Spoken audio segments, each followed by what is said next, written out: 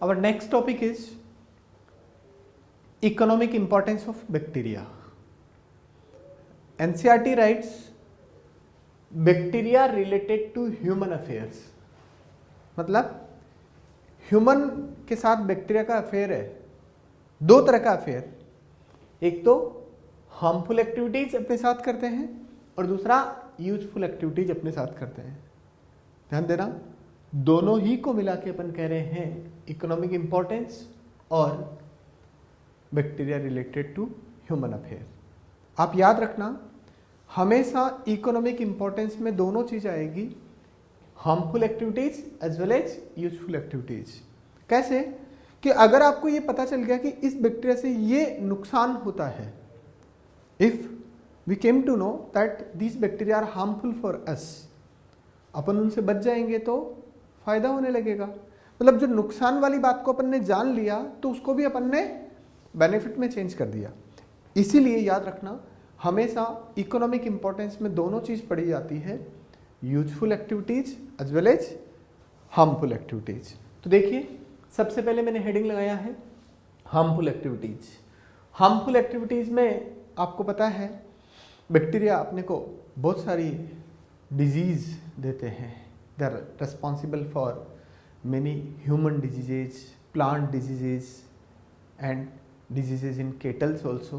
तो देखिए, सारा यहाँ पर नहीं और बहुत ज़्यादा डिटेल में भी नहीं, बस सिर्फ कुछ बैक्टीरिया के नाम हैं और कुछ उन बैक्टीरिया से होने वाली डिजीज के नाम हैं। तो देखो, पहला हेडिंग आपके पास है human disease.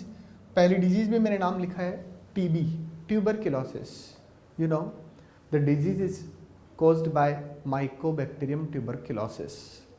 Second, cholera, caused by Vibrio cholerae. Typhoid, name of disease, and the causing bacteria, its name is Salmonella typhi. Leprosy is also a disease. It is caused by Mycobacterium leprae. Tetanus is also there and it is caused by Clostridium tetani.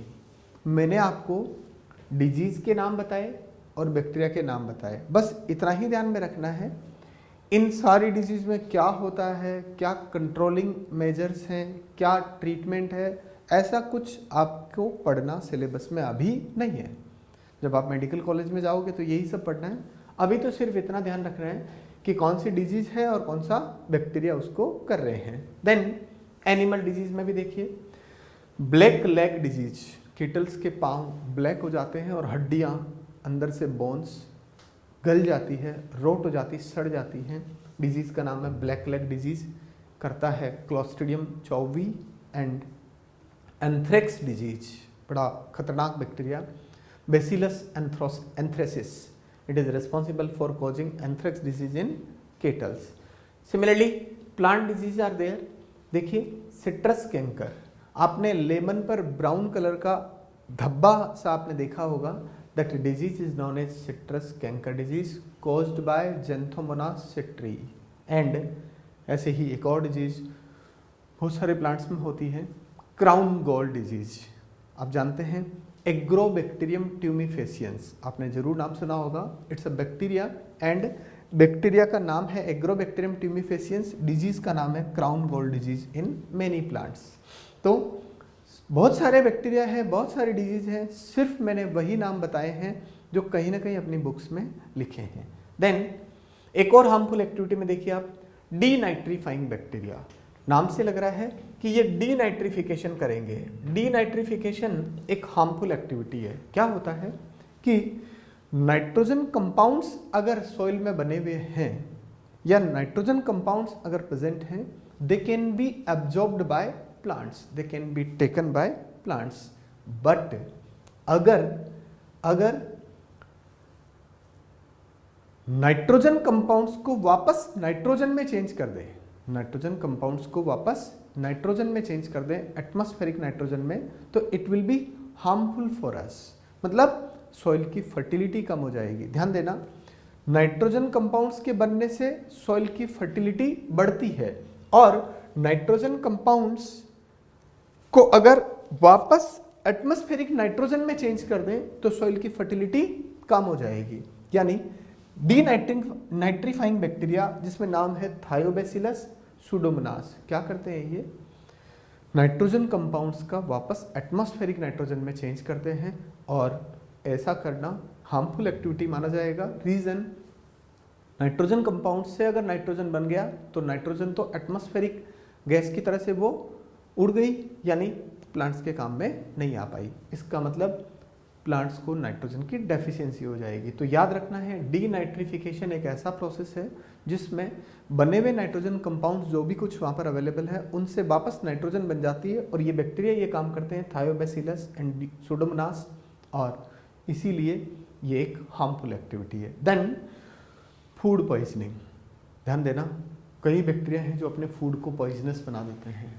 Many bacteria are there, one of them is most dangerous और lethal, सबसे खतरनाक food poisoning जिसका नाम है बोट्यूलिज्म।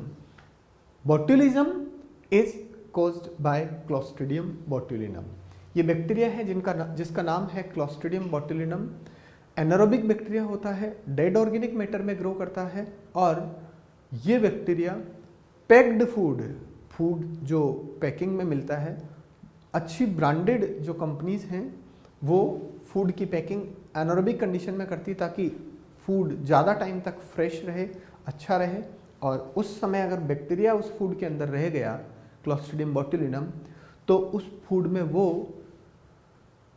Poisons या toxic substances release कर देगा, और ऐसे फूड को अपन ने खरीदा, अपन खा जाएंगे, अपने को पता नहीं है, अननोइंगली अपन ने ऐसे फूड को खा लिया जिसके अंदर पॉइजन है, एंड पॉइजन और toxic the same thing, toxins का ही दूसरा नाम है पॉइजन्स, एंड दीज टॉक्सिन्स और poisons are secreted by Clostridium botulinum.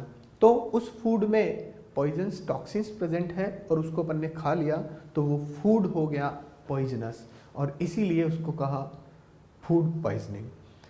Clostridium botulinum जो फूड पॉइजनिंग करता है उसका नाम है बोट्यूलिज्म। और भी दूसरे बैक्टीरिया हैं लेकिन ये आपको जरूर याद करना है, बोट्यूलिज्म is caused by Clostridium botulinum, और सबसे खतरनाक टाइप की फूड पॉइजनिंग है जिसमें इस बैक्टीरिया से जो टॉक्सिन फूड में रिलीज हुए हैं, these toxins are harmful for us and they negatively affect our parasympathetic nervous system. Parasympathetic nervous system को नुकसान करेंगे तो क्या होगा, पैरासिम्पैथेटिक नर्वस सिस्टम अपनी मसल्स को कंट्रोल करता है, कार्डियक मसल्स को भी कंट्रोल करता है, हार्ट मसल्स को। क्या होगा, पैरासिम्पैथेटिक नर्वस सिस्टम को कंट्रोल, पैरासिम्पैथेटिक नर्वस सिस्टम अपना कंट्रोल लूज कर देगा, अब उसको टॉक्सिन्स फेल कर देंगे तो क्या होगा, पैरासिम्पैथेटिक नर्वस सिस्टम मसल्स को कंट्रोल नहीं कर पाएगा, कार्डियक मसल्स को कंट्रोल नहीं कर पाएगा, तो बड़ा खतरनाक हालत हो सकती है, हार्ट फेल। आप समझिए, the poisons released by Clostridium botulinum they negatively affect the parasympathetic nervous system, and parasympathetic nervous system अगर फेल हो गया तो हार्ट फेल भी हो सकता है, क्योंकि पैरासिम्पैथेटिक नर्वस सिस्टम कंट्रोल करता है मसल्स को, स्ट्राइप्ड मसल्स को, नॉन स्ट्राइप्ड मसल्स को। तो इस तरह से बड़ा खतरनाक टाइप की फूड पॉइजनिंग है, मोस्ट लीथल यानी डेथ कॉजिंग फूड पॉइजनिंग है, नाम है उसका बोट्यूलिज्म। देन कुछ बैक्टीरिया ऐसे हैं जो अपने पानी को पॉल्यूट करते हैं, they are known as water pollution causing bacteria. देखिए दो नाम लिख रखे हैं, विब्रियो एंड साल्मोनेला।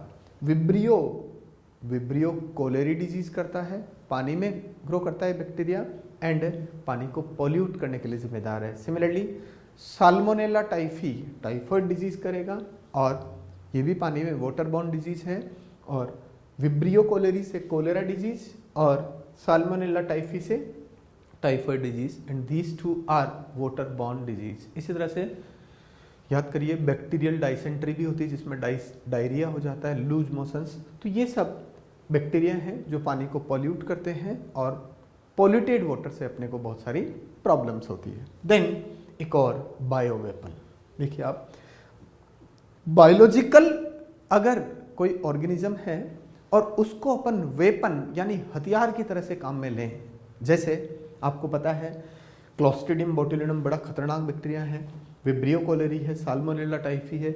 इनको अगर अपन वेपन की तरह से काम में लें तो इन वेपन्स को कहा जाएगा बायो वेपन्स। पूरा नाम है बायोलॉजिकल वेपन्स। क्या करते हैं, करना नहीं है, ऐसा होता है ये समझा रहा हूं। होता क्या है, इन बहुत ज़्यादा डेथ या डैमेज कॉजिंग जो बैक्टीरिया हैं इनको यूज करते हैं कुछ लोग, और यूज कर इनको ग्रो करके कल्चर करके इनको अपने एनिमीज के लिए, दुश्मनों के लिए काम में लेते हैं। तो क्या होगा, अपने एनिमीज में या दुश्मनों में ये डिजीज कर देंगे। तो ऐसी लड़ाई जो बायोलॉजिकल वेपन की हेल्प से लड़ी गई, उस लड़ाई को, उस फाइट को कहते हैं बायो वॉर। बायोलॉजिकल ऑर्गेनिजम्स अगर वेपन की तरह से काम आ रहे हैं तो वो लड़ाई कहलाती है बायो वॉर। कौन कौन से बायोलॉजिकल वेपन्स काम आते हैं, यही जो सबसे ज़्यादा खतरनाक बैक्टीरिया है। ये सारे इफेक्ट आपने देखे जो हार्मफुल इफेक्ट हैं। अब आता है useful activities of bacteria. Bacteria की यूजफुल एक्टिविटीज बहुत सारी है। अपनी ज़िंदगी में बैक्टीरिया का बहुत इंपॉर्टेंट पॉजिटिव रोल भी है, नेगेटिव रोल अपन ने देखा इन। और पॉजिटिव में यानी यूजफुल एक्टिविटीज में सबसे पहला काम देखिए मैंने लिखा ammonification. Ammonification is a method in which proteins get oxidized into ammonia. आपको पता ही है कि proteins are made of amino acids. अगर प्रोटीन का ऑक्सीडेशन होगा तो एमिनो एसिड बनेंगे, और फर्दर ऑक्सीडेशन होगा तो अमोनिया बनेगी। क्या होता है, चाहे प्लांट हो चाहे एनिमल, मरने के बाद बन जाता है डेड ऑर्गेनिक मैटर। याद रखना, पहले भी बताया, प्लांट बॉडी चाहे एनिमल बॉडी मरने के बाद बन गया dead organic matter. And in the dead organic matter fat, carbohydrate, protein, vitamin, many things are there. And in dead organic matter का बैक्टीरिया करते हैं डीकम्पोजिशन। जानते हैं आप, डेड ऑर्गेनिक मैटर को इनऑर्गेनिक मैटर में कन्वर्ट करना कहलाता है डीकम्पोजिशन। और ध्यान देना, यहाँ पर्टिकुलर मैंने लिखा कि DOM यानी डेड ऑर्गेनिक मैटर में प्रोटीन है, उस प्रोटीन का बैक्टीरिया ने किया अमोनिफिकेशन, इट्स ए ऑक्सीडेशन। और क्या हुआ, एमिनो एसिड, और एमिनो एसिड के बाद में फिर अमोनिया बन गई। बेसिलस वल्गेरिस बैक्टीरिया है जो इस तरह का काम करता है, और इस बैक्टीरिया से प्रोटीन मटेरियल जो है डेड ऑर्गेनिक मैटर में प्रेजेंट, उससे अमोनिया बन जाती है, और ये अमोनिया का बनना अमोनिफिकेशन। यानी डेड ऑर्गेनिक मैटर में जो प्रोटीन है उस प्रोटीन से अमोनिया का बनना क्या कहलाएगा, अमोनिफिकेशन। अब अमोनिया एक बार बन गई तो नाइट्रोजन कंपाउंड है, नाइट्रोजन कंपाउंड है, सोइल में अगर मिक्स हो गया नाइट्रेट या नाइट्राइट भी बना सकता है।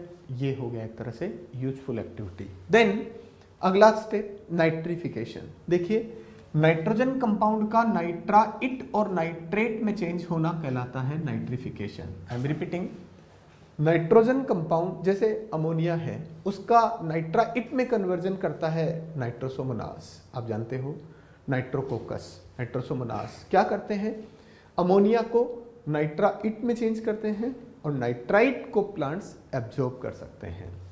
सिमिलरली नाइट्राइट को भी नाइट्रेट में कन्वर्ट कर सकते हैं, और नाइट्राइट को नाइट्रेट में कन्वर्ट करने वाले बैक्टीरिया का नाम पहले भी मैंने आपको बताया, नाइट्रोबैक्टर। और नाइट्रेट अगर बन गए तो सॉइल में मिक्स होंगे और सॉइल से उनको ले लेंगे, एब्जॉर्ब कर लेंगे प्लांट्स। यानी नाइट्रिफिकेशन में नाइट्रोजन कंपाउंड से नाइट्राइट और नाइट्रेट बनते हैं। बनाने वाले बैक्टीरिया का नाम है nitrosomonas nitrobacter, and it is again a very useful activity. Then recycling of nutrients, बहुत इंपॉर्टेंट पॉइंट एनसीईआरटी में आपको बताया है कि डेड ऑर्गेनिक मैटर में जो यूजफुल कंपाउंड्स हैं, फैट, कार्बोहाइड्रेट, प्रोटीन, विटामिन, ये सब, इनको अगर इनऑर्गेनिक में चेंज कर दें तो ये करना कहलाता है डीकम्पोजिशन, और ऐसा करते हैं डीकम्पोजिंग बैक्टीरिया। तो देखिए आपके पास हेडिंग वही है, recycling of nutrients by decomposing bacteria. समझिए इस बात को आप। देखिए यहां से स्टार्ट करते हैं, मैंने लिखा प्लांट्स। प्लांट्स को खाने वाले कहलाते हैं herbivores. Organisms, animals which feed upon plants, they are known as herbivores, you no.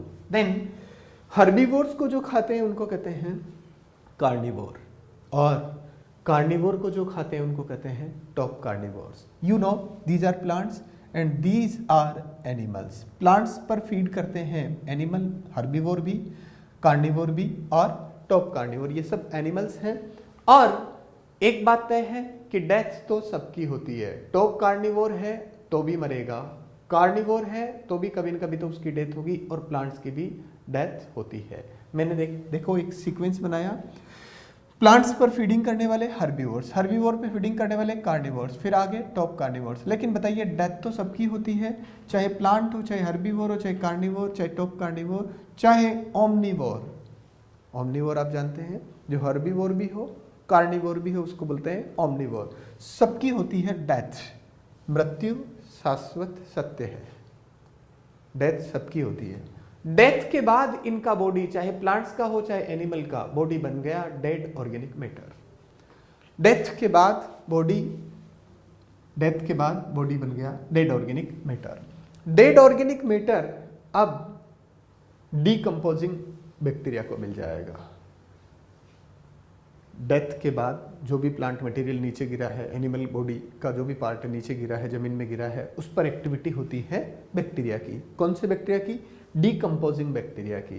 And वो क्या करेंगे, इस डेड ऑर्गेनिक मैटर को इनऑर्गेनिक में कन्वर्ट कर देंगे, और ऐसा करना आपको पता है कहलाता है डिकम्पोजिशन। इनऑर्गेनिक सोल्ट्स बनेंगे। They are the salts of mainly iron, nitrogen, phosphorus and sulphur. और भी हो सकते हैं, मेनली इन्हीं के सोल्ट्स बनते हैं। किस किस के salts? Inorganic salts of iron, nitrogen, phosphorus and sulphur, and they get released in soil. अब सॉइल में ये इनऑर्गेनिक सोल्ट्स आ गए, ऐसा होना डिकम्पोजिशन। सॉइल से इनऑर्गेनिक सोल्ट्स को एब्जॉर्ब कर लेंगे प्लांट्स। देखिए ये जो इनऑर्गेनिक सोल्ट्स रिलीज हुए, इनको एब्जॉर्प्शन कौन करेगा? प्लांट। और प्लांट्स से फिर ये कहाँ चले गए? हर्बीवोर में, फिर कार्निवोर में, टॉप कार्निवोर में। देखा आपने, अगर ये काम यहाँ पर नहीं होता, अगर डीकंपोजिंग बैक्टीरिया ये काम नहीं कर पाते, तो क्या इन इनऑर्गेनिक सोल्ट्स का रिसाइकलिंग हो पाता? मतलब इस नेचर में ये पूरा ये साइकिल ये चलता रहता है, और इस साइकिल को चलाने के लिए सबसे इंपॉर्टेंट रोल प्ले कर रहे हैं डीकंपोजिंग बैक्टीरिया। ऐसा काम फंजाई भी करते हैं, ऐसा काम स्लाइम मोल्ड्स भी करते हैं, बट नंबर 1 पोजीशन पे ऐसा करने वाले हैं बैक्टीरिया। एंड आपको पता ही है, ज्यादातर bacteria, most abundant organism on the earth are bacteria. Most of them are heterotroph and maximum of them are saprotroph। तो ये डेड ऑर्गेनिक मैटर को खाने वाले सेप्रोट्रॉफिक बैक्टीरिया हैं। ना केवल डेड ऑर्गेनिक मैटर को खाते हैं, बल्कि इनऑर्गेनिक सोल्ट्स भी बनाते हैं, और इन इनऑर्गेनिक सोल्ट्स को फिर एब्जॉर्ब कर लेते हैं प्लांट्स। तो एक तरह से ये एक ऐसा प्रोसेस है जिससे न्यूट्रिएंट्स की हो रही है रिसाइकलिंग। देन अगर ऐसा नहीं होता, ये रिसाइकलिंग न्यूट्रिएंट्स की अगर नहीं होती, तो इस अर्थ पर डेड ऑर्गेनिक मैटर भरा पड़ा रहता। यानी अगर ये बैक्टीरिया नहीं होते तो इस अर्थ पर डेड ऑर्गेनिक मैटर बहुत ज़्यादा अमाउंट में होता, उसका डिकम्पोजिशन करने वाले नहीं हो पाते। देन देखिए नाइट्रोजन फिक्सेशन। बैक्टीरिया की यूजफुल एक्टिविटी में अगला बहुत इंपॉर्टेंट काम है नाइट्रोजन फिक्सेशन। होता क्या है? एटमॉस्फेरिक नाइट्रोजन को अमोनिया में चेंज करना कहलाता है नाइट्रोजन फिक्सेशन। एक बार अमोनिया बन गई, उसके बाद कुछ भी बन सकता है, नाइट्राइट बन जाए, नाइट्रेट बन जाए, अमोनियम सोल्ट बन जाए, एमिनो एसिड बन जाए, कुछ भी बने, लेकिन एटमॉस्फेरिक नाइट्रोजन का अमोनिया में चेंज होना कहलाता है नाइट्रोजन फिक्सेशन। और अगर इसको कोई लिविंग ऑर्गेनिज्म करता है तो इसको कहते हैं बायोलॉजिकल नाइट्रोजन फिक्सेशन। एटमॉस्फेयर में, ऊपर स्काई में अपने आप कभी अब ऑटोमेटिकली भी फिजिकल नाइट्रोजन फिक्सेशन होता है, उसको करने के लिए लिविंग ऑर्गेनिज्म जिम्मेदार नहीं है। यहां पर बायोलॉजिकल नाइट्रोजन फिक्सेशन की अपन बात करेंगे, जिसको करने के लिए जिम्मेदार है लिविंग्स, और वो होता है एक एंजाइम से जिसका नाम है नाइट्रोजिनेज एंजाइम। नाइट्रोजिनेज एंजाइम तभी बनता है जब उसके लिए जीन प्रेजेंट होता है, जीन का नाम है निफ जीन। पूरा नाम nitrogenase inducing factor gene. If this gene is present in bacteria, bacteria will be able to form this enzyme nitrogenase, and nitrogenase अगर बनेगा तो नाइट्रोजन को अमोनिया में चेंज करेगा, यानी नाइट्रोजन को अमोनिया में चेंज करना नाइट्रोजन फिक्सेशन। मैंने आपको बायोलॉजिकल नाइट्रोजन फिक्सेशन बताया कि निफ जीन होगा तो नाइट्रोजनेज बनेगा, नाइट्रोजनेज एंजाइम से नाइट्रोजन को अमोनिया में चेंज करना क्या कहलाएगा, बायोलॉजिकल नाइट्रोजन फिक्सेशन। नाउ ऐसा करने वाले बैक्टीरिया दो तरह के होते हैं, किसी के साथ रह करके ऐसा करना और अकेले फ्री लिविंग रह करके ऐसा करना। साथ रह करके करने वाले को कहते हैं सिम्बायोटिक, मतलब अलोन नहीं करते, किसी दूसरे ऑर्गेनिज्म के साथ रह करके नाइट्रोजन फिक्सेशन कर रहे हैं, तो बोलो क्या कहा, सिम्बायोटिक बैक्टीरिया। जैसे एक एग्जांपल है आपके पास राइजोबियम, सब जानते हैं लेग्यूमिनस प्लांट के साथ रहता है और नाइट्रोजन फिक्सेशन करता है। देन एसिम्बायोटिक यानी फ्री लिविंग, ये बैक्टीरिया अकेले पड़े रहते हैं और alone they are able to synthesize ammonia, means they are alone able to perform nitrogen fixation, ऐसे को कहेंगे एसिम्बायोटिक बैक्टीरिया। तो देखो पहला है सिम्बायोटिक बैक्टीरिया, उसका एग्जांपल आपके पास पहला very first example is rhizobium. You know rhizobium bacteria occur in roots of leguminous plants. Already we have studied leguminous plants are pulses plants. इन प्लांट्स की रूट के अंदर बनते हैं रूट नोड्यूल्स और उन रूट नोड्यूल में से फूड एंड शेल्टर लेता है राइजोबियम बैक्टीरिया और बदले में बहुत इंपॉर्टेंट काम करके देता है nitrogen fixation. It is symbiotic association. Then एक और बैक्टीरिया का नाम है एजोराइजोबियम। एजोराइजोबियम भी नोड्यूल में ही प्रेजेंट होता है, but these nodules are present in stem plant. एक बार फिर वही लेग्यूमिनस प्लांट है जिसका नाम पर्टिकुलर है Sesbania. Many leguminous plants are there, one of them is Sesbania. तो देखिए इस सेस्बानिया प्लांट के साथ स्टेम नोड्यूल जो बनते हैं, स्टेम नोड्यूल के अंदर प्रेजेंट होता है एजोराइजोबियम और वहां वो करता है nitrogen fixation. Then azospirillum, one more bacteria, और ये सुपरफिशियल सिम्बायोसिस करता है with monocot plants, wheat, rice and maize. Wheat, rice, maize, ये तीन प्लांट्स, तीनों मैंने लिखे हैं, दे आर मोनोकोट्स एंड इनकी रूट्स के साथ, ये देखिए जैसे वीट, राइस, मेज की रूट है, रूट के ऊपर, रूट जमीन में होती है तो सॉइल में रूट के ऊपर यहां पर रहता है ये बैक्टीरिया, नाम है एजोस्पाइरिलम।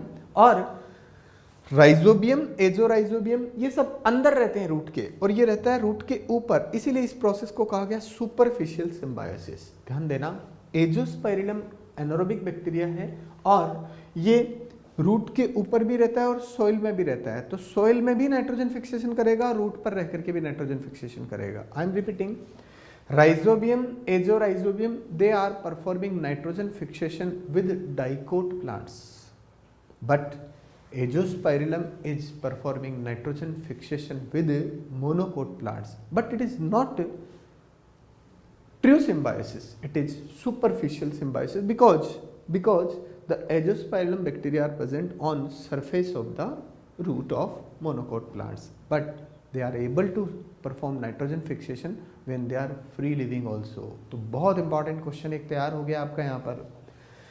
एजोस्पाइरिलम बैक्टीरिया का नाम सिम्बायोटिक में भी आएगा और आप देखिए एजोस्पाइरिलम बैक्टीरिया का नाम फ्री लिविंग में भी आता है। Means this is the bacteria which is present, which is included in both categories, symbiotic as well as asymbiotic। asymbiotic में भी देखिए मैंने नाम लिखा है एजोस्पाइरिलम और सिम्बायोटिक में भी मैंने नाम लिखा है एजोस्पाइरिलम। एक और बैक्टीरिया है जो सिम्बायोटिक में नाम है जिसका फ्रेंकिया। फ्रेंकिया भी रूट नोड्यूल बनाता है but with non leguminous plants. ध्यान देना, लेग्यूमिनस प्लांट्स के अलावा जो दूसरे प्लांट्स है they are known as non legumes, they are not pulses. Pulses के अलावा दूसरे प्लांट, जैसे मैंने दो नाम लिखे देखिए आप, Casuarina and Alnus, they are non leguminous plants और इनके साथ रूट नोड्यूल बनते हैं और रूट नोड्यूल में बैक्टीरिया जो प्रेजेंट होते हैं नाम है उनका फ्रेंकिया। देन एसिम्बायोटिक और फ्री लिविंग बैक्टीरिया जो सॉइल में पड़े रहते हैं और पड़े पड़े नाइट्रोजन फिक्सेशन करते हैं। मेनी बैक्टीरिया आर देयर, कुछ मैंने नाम लिखे हैं जैसे एजोटोबैक्टर है, क्लॉस्ट्रिडियम है, क्रोमेशियम है, एजोस्पाइरिलम। एक बार फिर वही बात कि एजोस्पाइरिलम फ्री लिविंग में भी आ रहा है और एजोस्पाइरिलम सुपरफिशियल सिम्बायोसिस में भी आ रहा है। देन बिजर्निकिया, रोडोमाइक्रोबियम, रोडोस्पाइरिलम, रोडोसुडोमोनास, ये वो सारे बैक्टीरिया हैं जो फ्री लिविंग रहते हैं, nitrogen fixation free living form में ही करते रहते हैं, मतलब इनको नाइट्रोजन फिक्सेशन करने के लिए किसी दूसरे ऑर्गेनिज्म के साथ की जरूरत नहीं होती। एक बहुत इंपॉर्टेंट बात जो आगे चल करके आप फिजियोलॉजी में पढ़ोगे, मैं थोड़ा सा उसका हिंट आपको यहाँ पर दे देता हूँ, बहुत डिटेल में आपको फिजियोलॉजी में पढ़ाया जाएगा। ये जो सिम्बायोटिक बैक्टीरिया हैं, राइजोबियम, एजोराइजोबियम, फ्रेंकिया, ये बैक्टीरिया एरोबिक बैक्टीरिया हैं और एरोबिक बैक्टीरिया नाइट्रोजन फिक्सेशन करने के लिए बनाते हैं लेग हीमोग्लोबिन।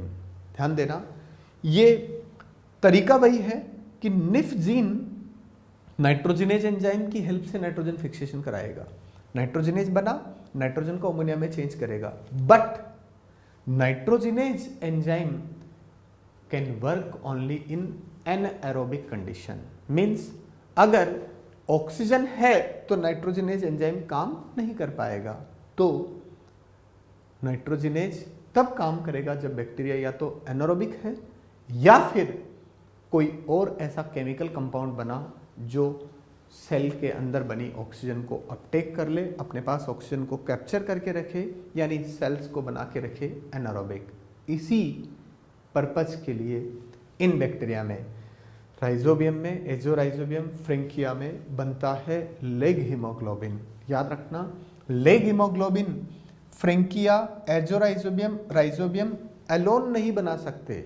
ये जब अपने होस्ट के साथ, यानी राइजोबियम किसके साथ, लेग्यूम के साथ, और फ्रेंकिया कैजुराइना एल्नस के साथ, और एजोराइजोबियम सेस्पानिया के साथ आएगा, तभी जाकर के लेग हीमोग्लोबिन बनेगा।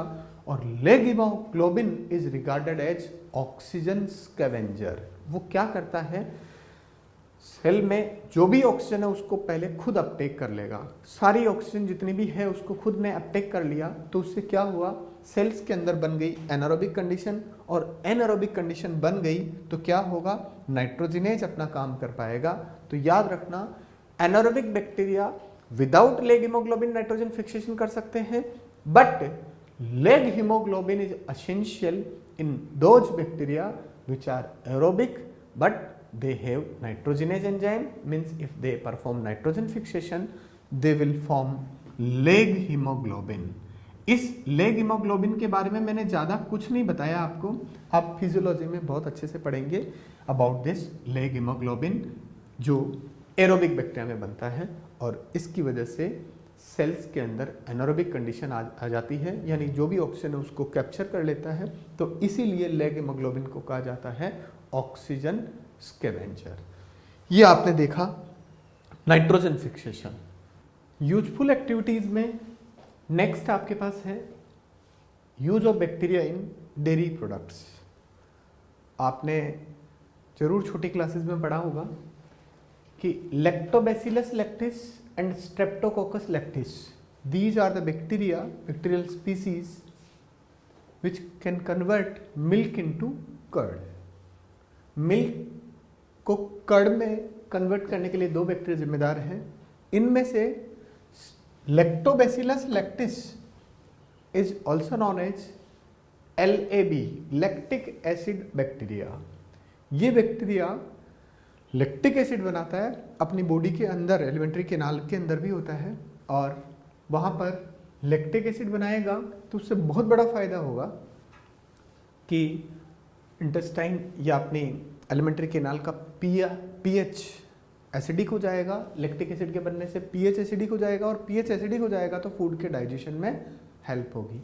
यानी बैक्टीरिया ने लैक्टिक एसिड बनाया, लैक्टिक एसिड बना करके फूड डाइजेशन में हेल्प किया। और एक और इम्पॉर्टेंट काम ये करता है, वो है फॉर्मेशन ऑफ विटामिन B12। बहुत इम्पॉर्टेंट विटामिन है विटामिन B12, और बनाने के लिए जिम्मेदार है लैक्टोबैसिलस लैक्टिस। यहाँ पर मैं आपको एक बात बता दूँ कि जो प्योर वेजिटेरियंस हैं उनको विटामिन B12 का सोर्स कर्ड है, बहुत इम्पॉर्टेंट सोर्स है कर्ड, और उस कर्ड में विटामिन B12 प्रेजेंट होता है, और उस विटामिन B12 को बनाने के लिए जिम्मेदार है लैक्टोबैसिलस लैक्टिस। देन अगला एंटीबायोटिक प्रोडक्शन।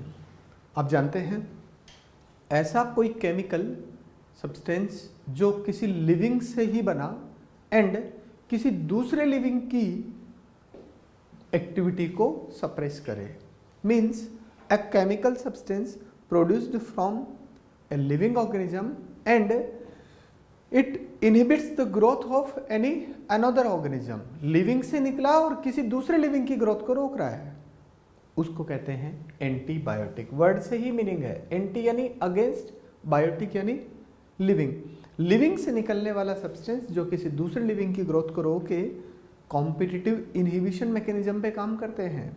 मतलब कंपटीशन होगा, एक हार जाएगा दूसरा जीत जाएगा, मतलब एक ऐसा कुछ केमिकल बनाएगा जिससे उस दूसरे की ग्रोथ को रोक दिया जाएगा। इसको कहते हैं, केमिकल सब्सटेंस का नाम होता है ऐसे को, इसको कहते हैं एंटीबायोटिक। आप जानते हैं फर्स्ट एंटीबायोटिक था penicillin. Yes, it was produced from fungi. याद करिए, पेनिसिलियम से बनाया गया था। बट फर्स्ट बैक्टीरियल एंटीबायोटिक का नाम है streptomycin and it was produced from bacteria Streptomyces griseus. The term antibiotic was given by S A Waksman और फर्स्ट बैक्टीरियल एंटीबायोटिक है स्ट्रेप्टोमाइसिन। जिस बैक्टीरिया से बनाया गया उसका नाम है स्ट्रेप्टोमाइसिस ग्राइसियस। आज खूब मेनी, करीब मोर देन 5000 एंटीबायोटिक्स बनाए जाते हैं और most of the antibiotics are obtained from bacteria. Then industries, bacteria are very useful in many industries. Like ethanol से एसिटिक एसिड बनता है। You know, common name of acetic acid is vinegar, सिरका जिसको कहते हैं। बनाने के लिए जिम्मेदार है एसिटोबैक्टर एसिटाई। ये बैक्टीरिया क्या करता है, एथेनॉल को एसिटिक एसिड में कन्वर्ट कर देता है और ये एसिटिक एसिड विनेगर इंडस्ट्री के लिए जिम्मेदार, यानी विनेगर बनाने में, विनेगर का ही नाम है एसिटिक एसिड, तो विनेगर इंडस्ट्री में यूज होता है एसिटोबैक्टर एसिटाई बैक्टीरिया का। देन रेटिंग, बहुत इंपॉर्टेंट कैरेक्टर। प्लांट्स की सरफेस पर जो फाइबर होते हैं उनको सेपरेट करने में कुछ बैक्टीरिया का यूज होता है। जैसे ये प्लांट है, यहाँ पर फाइबर लगे हैं, तो अगर आप इन फाइबर को सेपरेट करना चाहो आसानी से नहीं होंगे। By the help of bacteria we can separate the fibres, और बैक्टीरिया की हेल्प से फाइबर का सेपरेशन कहलाता है रेटिंग। एक बैक्टीरिया है जो बहुत कॉमनली ये काम आता है, क्लोस्ट्रिडियम ब्यूटाइरिकम। क्या होता है, फाइबर प्लांट्स को फार्मर्स, किसान लोग पानी में डिप करके रख देते हैं। एक्वेटिक बैक्टीरिया है, वहाँ पर क्या होगा, ये एक्वेटिक बैक्टीरिया उन फाइबर्स के बीच में जो मिडल लेमिला होती है, you know, cell to cell connection is by the middle lamella. Middle lamella में कैल्शियम पैक्टेट और मैग्नीशियम पैक्टेट होते हैं, उनका फर्मेंटेशन कर देता है, एनारोबिक ऑक्सीडेशन कर देता है। और फर्मेंटेशन जब कैल्शियम पैक्टेट और मैग्नीशियम पैक्टेट का हो जाएगा, मिडल लेमिला टूट जाएगी, तो फाइबर्स का सेपरेशन हो जाएगा। तो बैक्टीरिया की हेल्प से फाइबर्स का सेपरेशन कहलाता है रेटिंग, और इंडस्ट्रीज में काम आते हैं बैक्टीरिया। देन फ्लेवरिंग और curing of T and tobacco leaves. आपने टी लीव्स में खुशबू, थोड़ा फ्लेवर फील किया होगा। टोबैको में भी ऐसे ही फ्लेवरिंग होती है, और फ्लेवरिंग या क्योरिंग सेम बात। ऐसा करने के लिए बैक्टीरिया जिम्मेदार हैं, एक तो बैसिलस मेगाथीरियम और दूसरा है Micrococcus candicans. Flavouring in tea and tobacco leaves is a fermentation reaction, and this fermentation is achieved by these two bacteria, Bacillus megatherium and Micrococcus condensans. The same thing further in vitamin industries, bacteria are very much useful. Many vitamins can be made by the bacterial actions, जैसे vitamin E and vitamin K बनाता है Escherichia coli. याद करिए, ये bacteria अपने human के intestine में भी होता है, अपनी एलिमेंट्री कैनाल के अंदर रह करके ये ई कोलाई विटामिन ई और विटामिन के बनाता है। Then Escherichia coli is the full form. Then vitamin B two जिसका दूसरा नाम है riboflavin, it is produced by Clostridium butylicum. And देखिए विटामिन बी12 पहले भी अपन ने पढ़ा, विटामिन बी12 को बनाने के लिए लैक्टोबैसिलस लैक्टिस तो रिस्पॉन्सिबल है ही, इसके अलावा दो और बैक्टीरिया हैं जो इंडस्ट्रियल लेवल पर यूज आते हैं, Propionibacterium and Bacillus megatherium, they are useful in vitamin बी12 प्रोडक्शन। नेक्स्ट, गंगा तेरा पानी अमृत।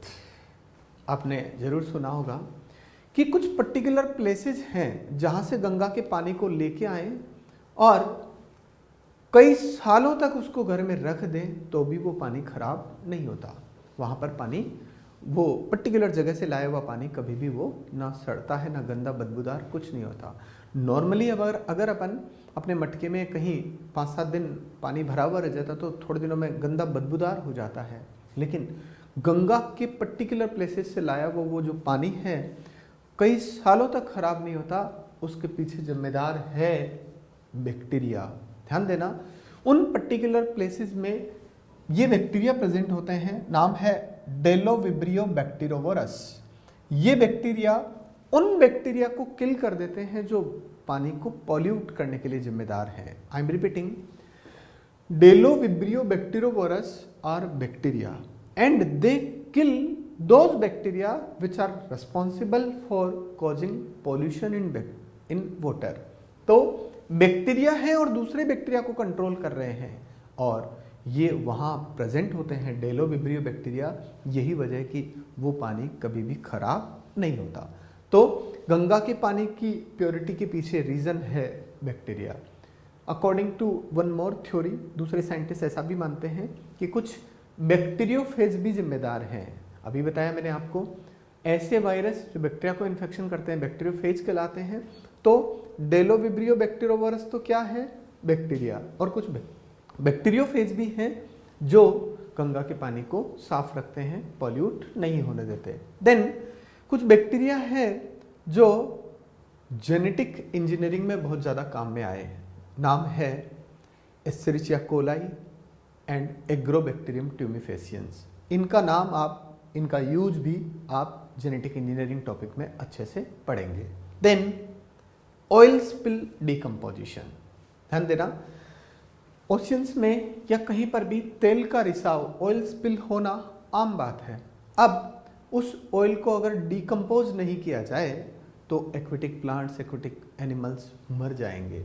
वहाँ पर नेचर ने इतना शानदार एडेप्टेशन दिया है कि जहाँ ऑयल स्पिल होता रहता है वहाँ पर बैक्टीरिया मिलते हैं, नाम है सूडोमोनास प्यूटिडा। सूडोमोनास प्यूटिडा वहाँ पर उस ऑयल जो स्पिल हुआ है, तेल का रिसाव जहाँ पर हुआ है, उसको डिकम्पोज कर देते हैं। और अगर ये बैक्टीरिया वहाँ पर नहीं होते तो वाटर की सरफेस पर तेल की ऑयल की एक लेयर चढ़ जाती जिससे एक्वेटिक ऑर्गेनिजम्स दूसरे मर सकते थे। तो वहाँ पर ये सूडोमोनास प्यूटिडा प्रेजेंट होते हैं और वो क्या करते हैं, ऑयल स्पिल का डिकम्पोजिशन करते हैं, जिससे वो ऑयल का डिकम्पोजिशन हो जाता है और एक्वेटिक ऑर्गेनिजम्स बच जाते हैं। इस प्रॉपर्टी को यूज करके साइंटिस्ट एएम चक्रवर्ती ने एक स्पेशल स्ट्रेन इन बैक्टीरिया की बनाई जिसका उन्होंने नाम दिया सुपरबग। समझना, प्रॉपर्टी बैक्टीरिया में है ऑयल स्पिल का डिकम्पोजिशन करने की। इस प्रॉपर्टी को बहुत ज़्यादा इफेक्टिव, बहुत ज़्यादा एफिशिएंट बनाया इस बैक्टीरिया में जेनेटिक इंजीनियरिंग करके। जेनेटिक इंजीनियरिंग करने वाले साइंटिस्ट का नाम है आनंद मोहन चक्रवर्ती और जेनेटिकली इंजीनियर्ड स्ट्रेन एक इन बैक्टीरिया की बनाई गई, उसको उन्होंने नाम दिया सुपरबग। याद रखना, सुपरबग पूरे वर्ल्ड में बहुत एफिशिएंट और बहुत ज़्यादा इफेक्टिवली ऑयल स्पिल कंट्रोल करने वाली बैक्टीरियल स्ट्रेन है और इसको बनाने के लिए जिम्मेदार हैं एएम चक्रवर्ती। और अच्छी बात है कि इंडियन साइंटिस्ट हैं और अमेरिका में ये डिस्कवरी हुई, यूएस में डिस्कवरी हुई और नाम है साइंटिस्ट का A M Chakravarti. He made superbug. What is superbug? It is genetically engineered variety और स्ट्रेन ऑफ सूडोमोनास प्यूटिडा। कुछ बैक्टीरिया होते हैं जो पानी में पॉल्यूशन को दिखाते हैं, means they are pollution indicating bacteria. देखिए, पॉल्यूशन इंडिकेटिंग बैक्टीरिया में नाम है एस्चेरिचिया कोलाई। इस बैक्टीरिया का पानी में होना इंडिकेट करता है कि पानी पोल्यूटेड है। यहाँ थोड़ा सा माइन्यूट पॉइंट है, ध्यान रखना। अपन ने हार्मफुल एक्टिविटीज में पढ़ा Salmonella typhi, Vibrio cholerae. These bacteria were responsible for causing water pollution, but here the bacteria Escherichia coli, it is responsible for indicating the level of pollution of water. Means E. coli polluted water में मिलता है, पानी को pollute नहीं करता। E. coli का पानी में present होना ये indicate करता है कि पानी में pollution है। आपको पता है कि ई कोलाई ह्यूमन के इंटेस्टाइन में, एलिमेंट्री केनाल में प्रेजेंट होता है। तो अगर पानी में ई कोलाई मिला, इसका मतलब ये प्रूव हो गया कि उस पानी में ह्यूमन एक्सक्रीटरी मटेरियल का पॉल्यूशन है। याद रखना, किसी भी पानी में एस्चेरिचिया कोलाई का प्रेजेंस ये प्रूव करता है कि वो पानी पॉल्यूटेड है। ध्यान देना, ई कोलाई पानी पोल्यूट नहीं कर रहा, बट पोल्यूटेड वाटर में प्रेजेंट है, और उस पानी में किसका पोल्यूशन है? ह्यूमन एक्सक्रीटा का और ह्यूमन फीकल मैटर का। तो तय हो गया कि ई कोलाई की प्रेजेंस पानी में इंडिकेट कर रही है कि पानी पोल्यूटेड है। That's why Escherichia coli can be regarded as pollution indicating bacteria.